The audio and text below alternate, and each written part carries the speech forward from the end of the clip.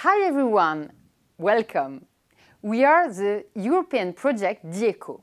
Our goal is to generate knowledge on digital platform in the specific industry of healthcare. You're going to watch a series of videos about French initiatives that aim to leverage the creation of those digital platforms in the specific industry of healthcare. Let's watch now the video of Frédéric Planche, specialized in the investment in startups. Alors Medvalley, c'est un cluster de la santé globale. Donc il faut d'abord le définir. Qu'est-ce que c'est que Medvalley? Ça adresse les trois secteurs de la santé globale que sont la santé, l'agroalimentaire et l'environnement. Et cette idée est issue du monde politique qui voulait valoriser l'ensemble de ce territoire, qui est un territoire qui est orienté santé depuis le XIVe siècle. On est censé savoir quand même que la plus vieille faculté de médecine en exercice, elle se trouve à Montpellier. Mais à Montpellier, vous trouvez tous les laboratoires et toutes les institutions qui accompagnent le développement de la médecine d'aujourd'hui et surtout de demain.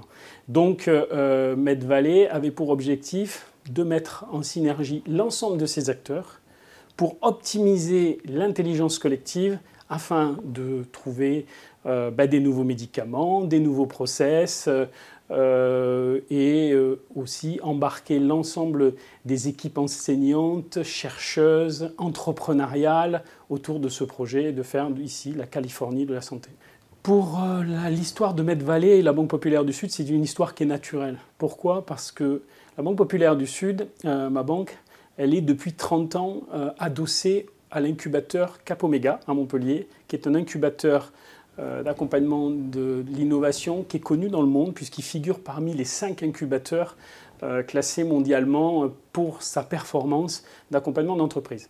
Donc ça fait plus de 30 ans que la Banque Populaire est associée au club d'accompagnants de cet incubateur et nous avons vu défiler depuis 30 ans des entreprises assez exceptionnelles qui ont pris leur place dans le marché mondial, que ce soit dans la santé, dans le numérique ou dans d'autres secteurs.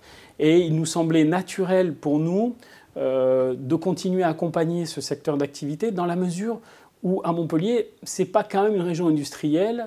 On n'a pas Airbus de Toulouse, vous ne trouvez pas la navale de Nantes, vous n'avez pas le tissu industriel marseillais autour de Fos-sur-Mer. Donc Montpellier était vraiment la ville essentiellement tournée autour de la santé. Mais la santé globale aussi, ça veut dire l'agroalimentaire, ça veut dire l'environnement.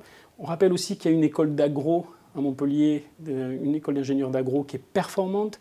On a une faculté de médecine qui est performante, une faculté de pharmacie qui est performante. Et autour, on a vu naître un ensemble d'entrepreneurs qui portaient des projets sur des biotech, sur des CRO, sur la santé globale, en définitive, qui ont permis de porter ce territoire à l'excellence. Mais il fallait qu'ensemble, on se réunisse pour que les porteurs de projets puissent trouver et les financements, et les compétences, et les jeunes étudiants à intégrer, les doctorants, etc. Mais que ces gens-là puissent aussi se loger, puissent faire du sport, puissent bénéficier de toutes les activités que vous retrouvez à Montpellier, qu'elles soient culturelles, économiques ou sociales. Alors c'est toujours très risqué d'investir dans une plateforme ou d'investir dans l'innovation en général. Parce qu'on a une idée, on n'a pas d'antériorité sur le marché, on n'a pas de prix, on n'a pas de clients au départ, et donc c'est toujours, on ne sait pas ce qui va nous arriver. Donc le modèle économique autour de l'innovation et l'innovation en santé sont très compliqués, très complexes à appréhender, à modéliser et à accompagner. Donc là, nous, on a fait un travail de séquençage, entre guillemets, puisqu'on a, dans le secteur de la santé, séquencé la santé en disant, voilà, il y a les biotech, il y a les medtech, il y a les CRO et il y a la e-santé. Et paradoxalement, la e-santé est le secteur qui, peut-être avec les CRO, qui est le moins risqué. Pourquoi? Alors les CRO, c'est un service, une prestation à des gens qui travaillent dans la santé. Donc là, on a un modèle de sous-traitance, c'est assez rapide à mettre en œuvre. La e-santé sont des secteurs aussi qui sont très rapides à mettre en œuvre sur le marché. On a des verrous techno qui sont souvent le développement technologique des des algorithmes, etc. Mais ça n'a pas la complexité d'une molécule. Et donc, à partir de là, ce sont des modèles économiques qui sont beaucoup plus rapides. Et les investisseurs, aujourd'hui, jusqu'à la crise actuellement, cherchaient des modèles qui étaient capables de se scaler rapidement et avec des croissances de chiffre d'affaires assez fortes. Aujourd'hui, on y revient quand même. On est revenu un petit peu en arrière. Et donc, la e-santé, si le projet était intéressant, et s'il y avait une possibilité d'accéder au marché, c'était des projets qui pouvaient se financer. Contrairement aux biotech.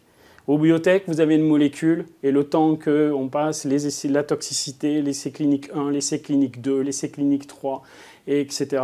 Et donc là, et puis l'agrément par les différents organismes européens, américains, là, vous avez 7, 8, 10 ans avant d'accéder au marché. Un essai clinique coûte extrêmement cher. Et donc ça, c'est un marché d'investisseurs. Et c'est des marchés qui sont beaucoup plus complexes à adresser que la e-santé ou les CRO. Alors, paradoxalement, c'est devenu compliqué pour les plateformes en e-santé aujourd'hui. Pourquoi? Parce que le marché est devenu mature. C'est-à-dire qu'aujourd'hui, faire une plateforme dans le digital, etc., ce n'est plus tellement innovant en fait. Parce que les outils, ils existent.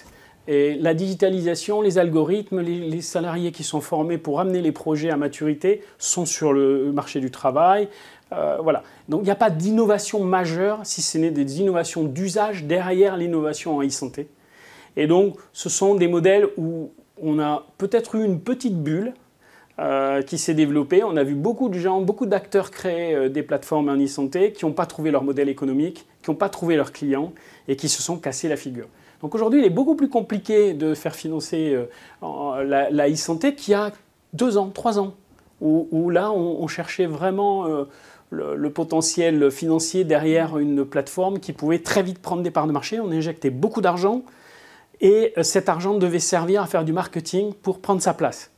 Aujourd'hui, les investisseurs ont tendance à investir beaucoup d'argent plutôt dans la tech, plutôt dans ce qui est en lien avec les critères ESG en fait aussi, il faut le dire. Hein. Aujourd'hui, on va regarder de manière très précise l'impact qu'a votre projet en termes de bilan carbone, mais aussi sociétal, social.